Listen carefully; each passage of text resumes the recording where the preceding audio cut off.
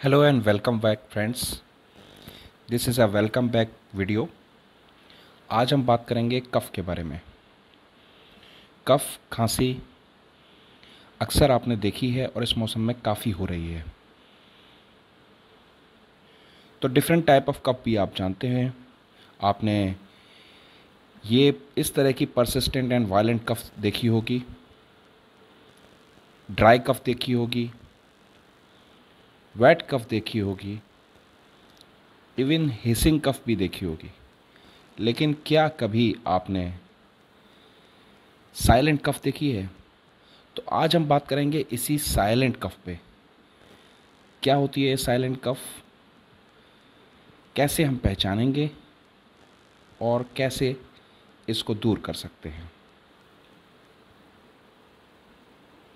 तो अगर अभी तक आपने सब्सक्राइब नहीं किया है तो प्लीज़ सब्सक्राइब कर लें, और अगर ये कंटेंट पसंद आता है तो प्लीज़ लाइक एंड शेयर ज़रूर कीजिएगा। तो साइलेंट कफ़ हमारी रिपर्टरी के अंदर टोनलेस कफ़ या साउंडलेस कफ़ के रूप में दिया हुआ है।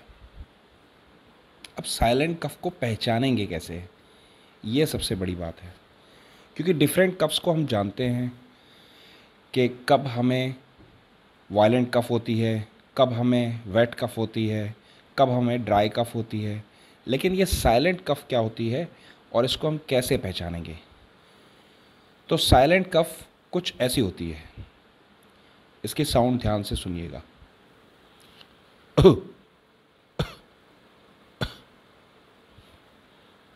इसमें आपको कोई टोन नहीं महसूस होगी।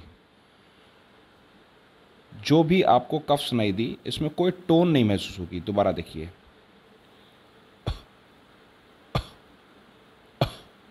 ये इस तरीके से चलती है, और ये हमारा रूब्रिक दिया है कफ टोनलेस।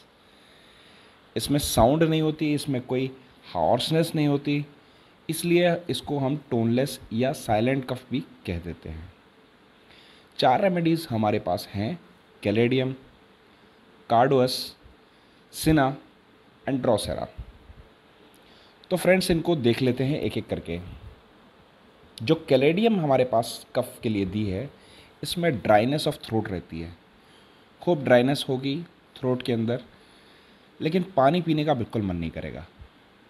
कफ आएगी बिल्कुल हल्की सी, जैसे मैंने सुनाई थी, बस। कोई टोन नहीं, कोई हॉर्सनेस नहीं, कोई लंबी नहीं, शॉर्ट कफ्स होती हैं। तो इस तरह की कैलेडियम, अगर कोई ऐसी रेमेडी जब हम ढूंढ रहे हो साइलेंट कफ में जिसमें ड्राइनेस ऑफ थ्रोट हो और पानी पीने का बिल्कुल मन ना करे, तो कैलेडियम आपको ध्यान में आनी चाहिए। कार्डोस जो हम कार्डोस कब देंगे, ये मोर अबाउट कफ ना हो करके एक तरीके से लेरेंजियल रिफ्लेक्स है। इसमें क्या है, जब भी हमारे लीवर से संबंधित दिक्कतें होगी, उसकी वजह से जब भी एसिडिटी बनेगी, तो उस एसिडिटी की वजह से इस तरह के सिम्टम आते हैं। उस टाइम पे जो कफ आएगी, उसमें कार्डोस बहुत अच्छा काम करती है। इसके बाद थर्ड कफ जो है वो है सिना की कफ। ये अक्सर करके बच्चों में दी जाएगी, और 2 तरीके से दी जा सकती है।